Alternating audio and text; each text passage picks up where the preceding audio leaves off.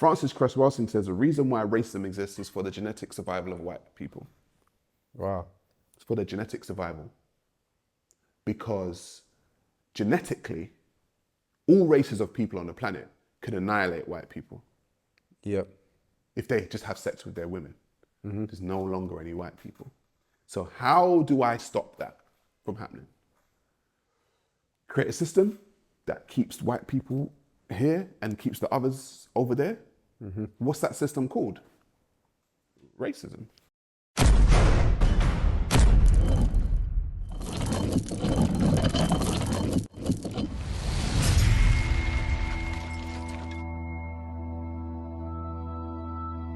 Can black people be racist?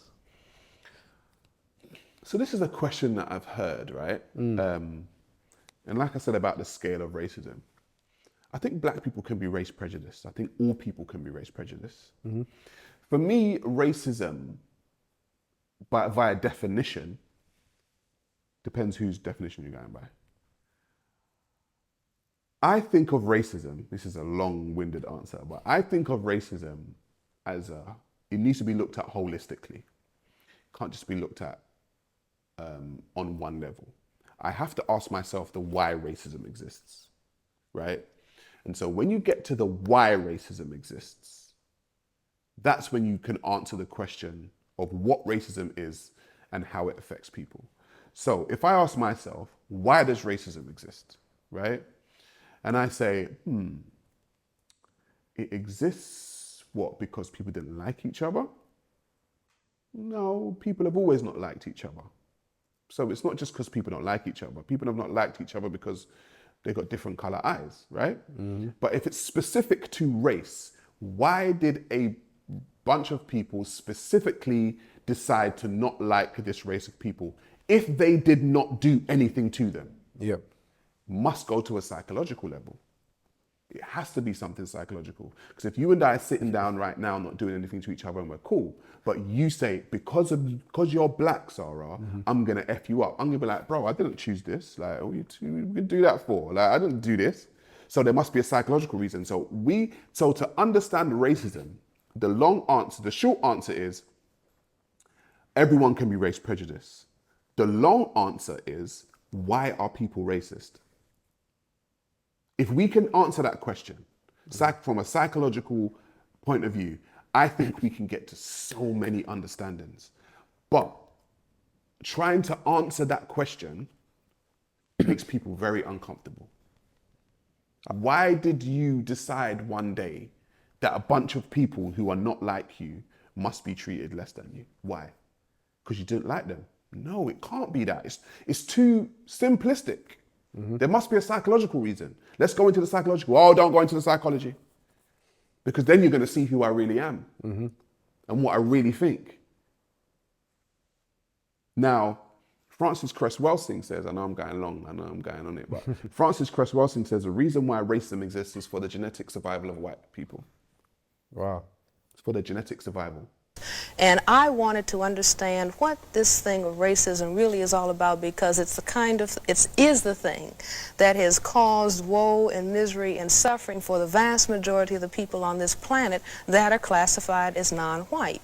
And in my attempt to understand why the necessity of white people to keep saying that white is superior and that the condition of non-white is inferior, and the more I thought about it, in conjunction with an idea that a friend of mine had, that racism was a worldwide behavioral system for the maintenance of white supremacy by a small minority of people.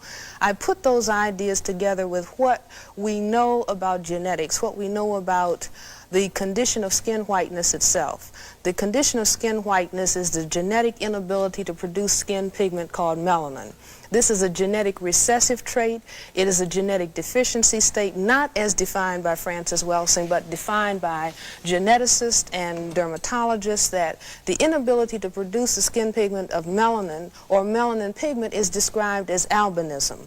And I think that white people, even though most white people are not consciously understanding their problem in genetics. They are certainly aware that they are genetically dominated by people of color. That's why it was a statement, one drop of black blood makes you black, because people of color have the genetic capacity to annihilate white people. And so unless white people control the reproductivity of people of color, then we can postulate that perhaps one day there won't be any white people. And I think that the very survival of white people necessitates that they project genetic inferiority on people of color, because it is they who really are aware that they are genetic recessive and perhaps genetically inferior to people of color. And I am not saying this to call the condition of skin whiteness to say, well, no, white people are inferior. I'm not saying it for that purpose, but I think that it is of prime importance for the majority of people in the world to understand why it is that white people have to, the effective majority, large numbers of white people, have to move in a hostile, in an aggressive way against people of color, and have to constantly focus on it's you who's genetically inferior, because they realize that there's something wrong with their genetic status. Because genetically, all races of people on the planet can annihilate white people. Yep. If they just have sex with their women. There's no longer any white people. So how do I stop that from happening? Create a system that keeps white people here and keeps the others over there. What's that system called? Racism. That system's called racism. Yep. Just keep me here and keep you over there. That system's called racism. So the system of racism exists, and people within that system can be race prejudiced. So I can call you a whatever. I can call him a white whatever. I can call him a Chinese whatever. But why did I call that? Where did those terms come from? Black people never woke up one day and made the term chink. I didn't make that term up. Who made it up? Europeans made it up. Why? Do you know what I'm saying? That everything comes down to the why. So the long-term answer of can black people racist is to be continued. You need to understand the why. Can they? Really? They can be race prejudiced. They can say, oh, this white person, this. But have they built a system? Did they have a psychological reason as to why they don't like these people? A lot of people react to racism. White people do certain things, black people are like, oh, you know what, bro, he's white. People say, oh, that's racism. It's like, if I punch you in your face and you punch me back in mine, is it the same? Yes, you punched me, yeah? Yeah. And it looks the same, but you wouldn't have punched me if I didn't punch you, bro. Like, you wouldn't have done it. So to say it's the same, is it really the same?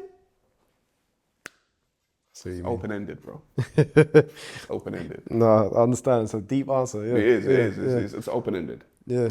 No, fair enough.